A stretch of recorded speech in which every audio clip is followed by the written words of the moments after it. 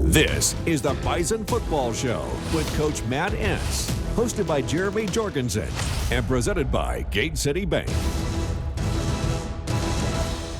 North Dakota State went on the road against a very tough Valley opponent who had yet to lose to an FCS team, and the Bison dominated the Illinois State Redbirds for the program's 26th consecutive win.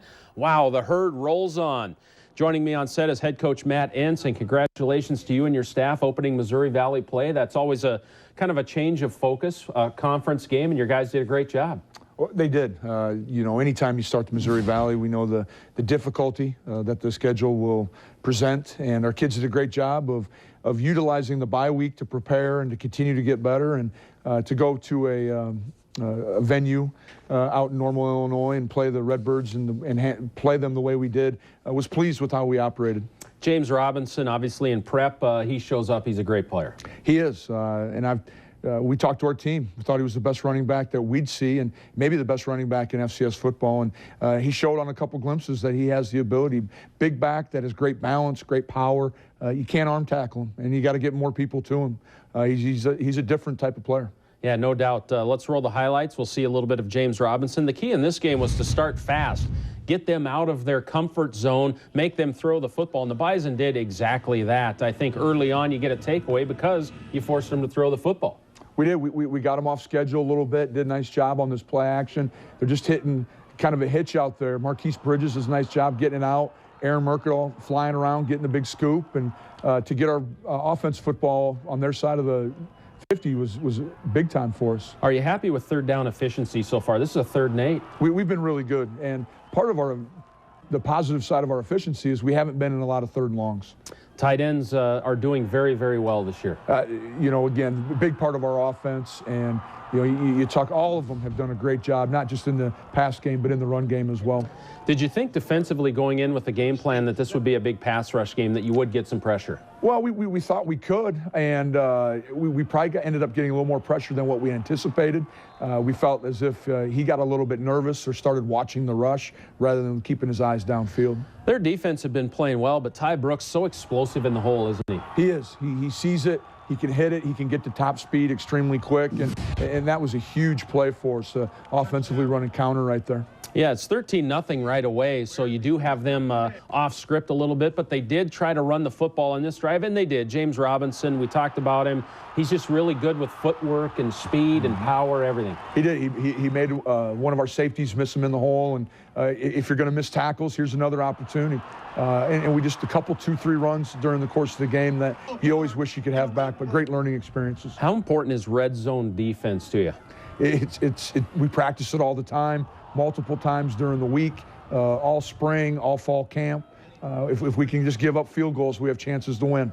Well, you held them to a field goal here, so it's 13-3 at this point, still in good position. Now, special teams, big explosive play. When you get explosive plays in the special teams, it just really helps the entire game plan, doesn't it? Well, it does, and you think they just came off of a drive that they got a field goal out of, felt like maybe they were settling down, and then all of a sudden there's an 80-yard kickoff return, and all of a sudden now our offense is right back in the red zone again, and huge momentum gain for the Bison. So Ty got caught on that play. Did his teammates let him have it a little bit? I'm sure it won't be shortly forgotten.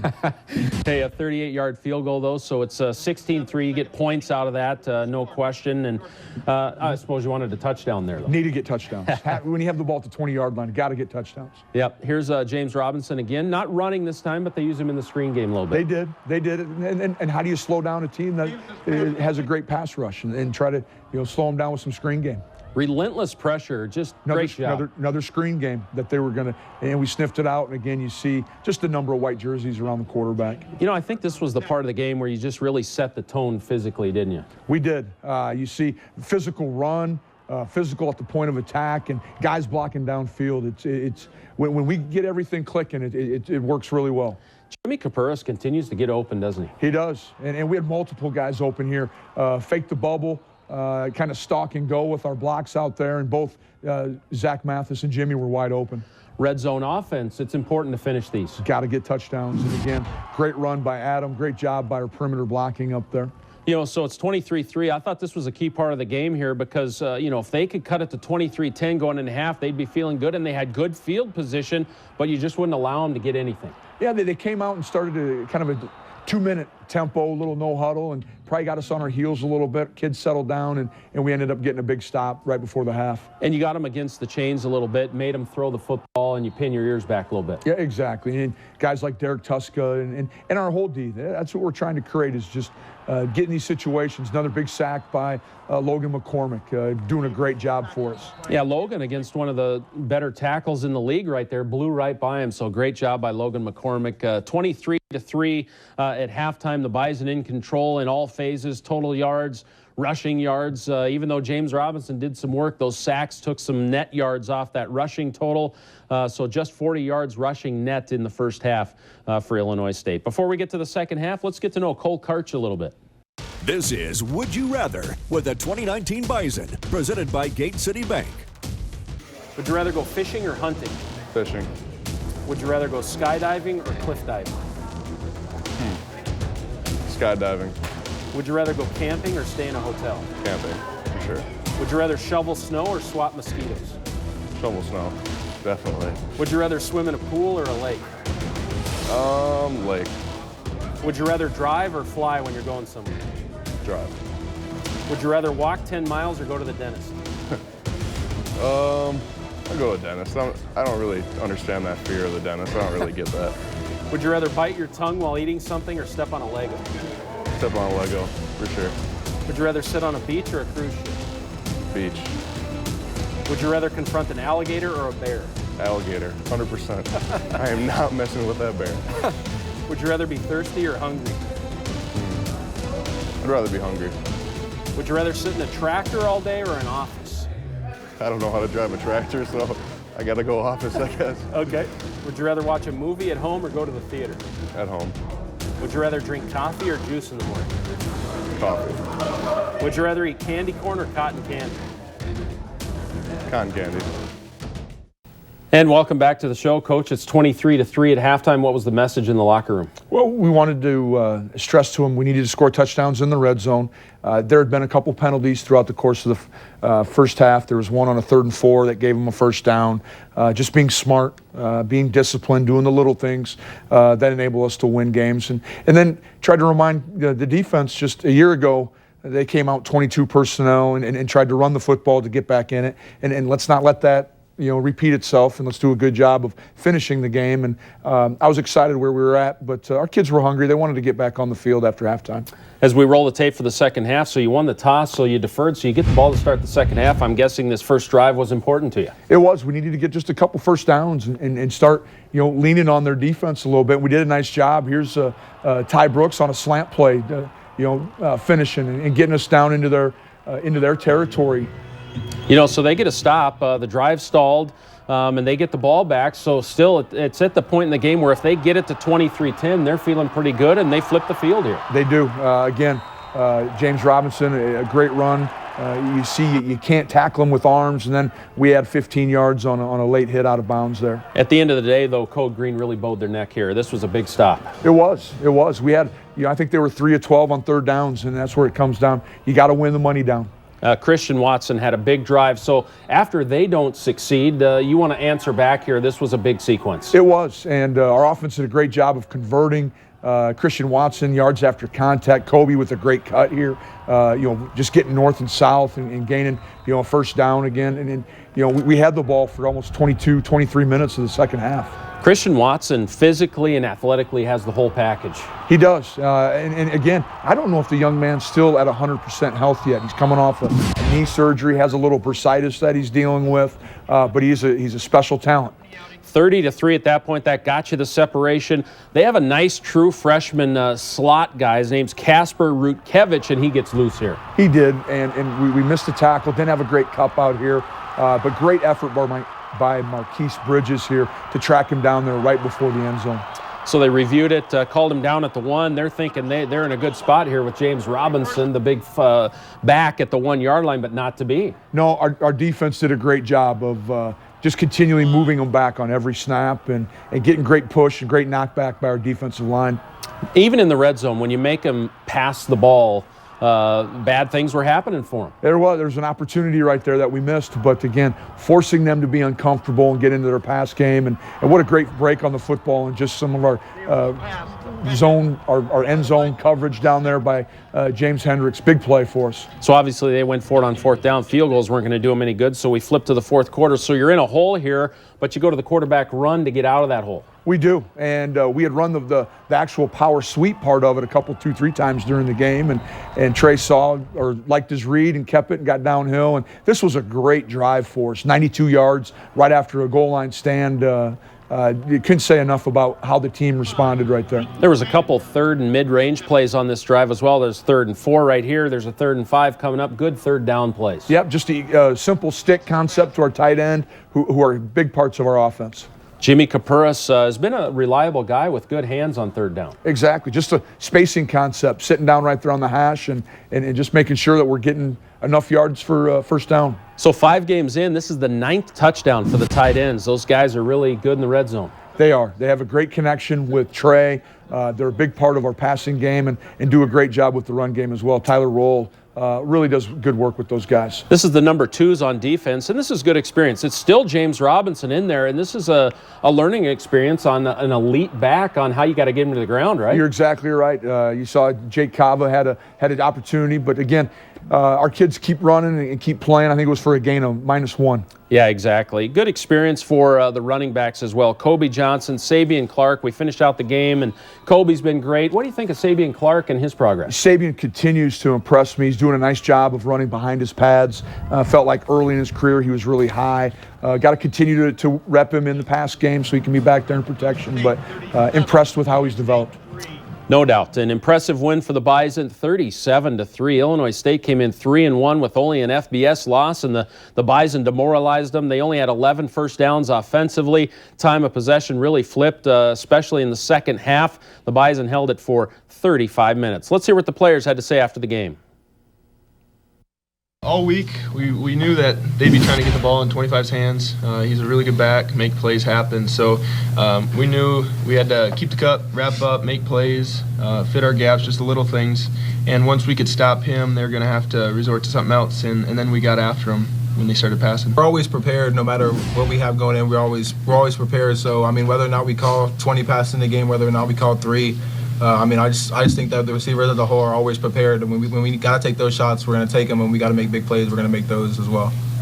You know, just the culture that we have, that next man up mentality. We don't get hung up on past wins or losses. We learn from them and keep moving forward, and just playing together. That's probably huge. That's probably what makes NDSU so special and successful. It's amazing, just all the guys that we have on offense, all the guys we have on defense. I mean, we have a bunch of explosive players, a bunch of guys who will turn nothing into something and just make big plays out of nothing. And I think, it's just amazing being able to play with some great players. Great comments there. A couple of strong offensive candidates for our player of the game, but ultimately Trey Lance rose to the top. He passed his first road conference game with flying colors. The player of the game, presented by Nodak Insurance Company. 3 more touchdowns for Trey Lance, bringing his season total to 12 with 0 interceptions. And while we all knock on some wood with the 0 picks, we can also marvel at his season completion percentage, which is just shy of 74%. He's playing really well and handling himself like a veteran. Obviously, I didn't have my best game against UC Davis. I wish I could have a couple more of those plays back, but learned a lot from it, moved on. I'm going to do the same thing from this week. Pretty good perspective right there. Handles himself very well in press conferences, away from football and on the football field as well. He is. He's a very mature young football player for us, and you can see that just in the people he associates with, the things that are important to his priorities in his life. And Coach Hedberg and him have a great connection, and it's exciting to see how he's going to continue to develop over the course of the rest of the season. You know, this Illinois State defense coming in, they had 20 sacks leading the nation. They had 5 interceptions. This is the only sack. We're going to take a look at the only sack they had. It was basically a run out of bounds. Talk about the Rams and what they did. Consistency, what they do. And this week we knew we needed to be physical, and we challenged them and said we need to be Bison physical. There's a difference. Everyone else in the country talks about just the physical, but there's a difference when you talk about Bison physical. And those guys, especially the Cordells and the Dillons and the Zach Johnsons, they took that personal and they knew they needed to do a good job. And those guys have done a great job. Coach Blazek's done an outstanding job with the transition and keeping that room. You know, the Rams represent what NDSU football is all about, in my opinion. Yeah, there's no question about that. Redshirt freshman Hunter Lupke, you want to talk about him a little bit? He had a great carry. We're going to take a look at that, but this isn't a real surprise. If you look at his high school numbers, I mean, this kid was an unbelievable runner in high school. He was. You know, he had over 3,000 yards in high school. This was a little unique for us to run this power sweep play with the fullback, but it'll throw a wrench into some people's game planning here in the future. Yeah, 82 rushing touchdowns at Spencer, Wisconsin. This kid is a great athlete. He was a sprinter in track. He's got the whole package. He's going to be fun to utilize moving forward as well. True freshmen making an impact this year, aren't they? There's 3 kids who exceeded the 4-game rule. There's kids that have been in games. And look at that report, and what are some of your thoughts about that group? Well, we knew coming into the season and in the summer that we had a special recruiting class a year ago. We've had a number of them stacked on top of one another, but this is another one of those that our assistant coaches have done a great job putting together. But Kobe brings another, fresh body, a young body, the explosiveness at the tailback position. We all know that we need to use those. Julian's been steady on our special teams and really excited. He'll be a difference maker at the safety position. Griffin's done an outstanding job. Had a chance, many fans probably saw his brother kicking for Cincinnati in a huge game on Friday night. And then Luke Wirtz and Travis just using them a little bit, but those guys have a ton of potential and are going to be great Bison before it's all said and done. Yeah, it's a great class, and they're participating well when they get in the ball games, no doubt about it. Well, the Bison program, it takes everybody for the machine to work, and we're going to introduce you to one part that doesn't get talked about a lot, but it's very important. Stay with us. There are many parts to the Bison football program, and it takes all parts to be successful. One of the parts that never gets much attention is an individual that has been around for a long, long time and seen it all. Let's head to the front desk of the Bison football offices. Today's Bison football feature story is presented by Olaf Anderson Construction. Throughout the course of Bison football, there have been many faces to walk through the proverbial doors. But one face has remained the same for the last 35 years. And it's one that not many have seen, but plays a very important role. She's kind of the glue that holds us together. Margie Trickle has been a part of the Bison football team since 1985 when she moved to Moorhead looking for a job. My office was in the Bison Sports Arena. Everything was real yellow. The walls were painted yellow. I thought it was great because I came from a high school that had green and yellow, so I felt right at home right from the start. And over the course of her 35 football seasons, she's seen some major changes, not just in the Bison football program, but in her day-to-day as the team's administrative assistant. I can remember taking a class on how to use the internet because the internet wasn't widely known when I first started. One of the major parts of Margie's job is getting all the paperwork ready for the camps the Bison football team puts on in the summer. Registrations, everything goes through me. Even if they register online, I do see each and every camp registration. And while Margie keeps the machine of Bison football running, she's also a friendly face for the Bison football coaches to see every day when they put in the long hours at the team facility. She keeps us in line, honestly. She's very detail-oriented, and she really cares. She cares about the program. She cares about NDSU. She cares about Bison athletics. She cares about our families. She means a lot to us, and it's almost just an easy person to go talk to about really anything, and she's very special to us. She really holds our staff together and makes sure we're doing the right things when we should be doing them, staying on top of us when needed, and we couldn't do it without her. For the Bison Football Show, I'm Alex Egan.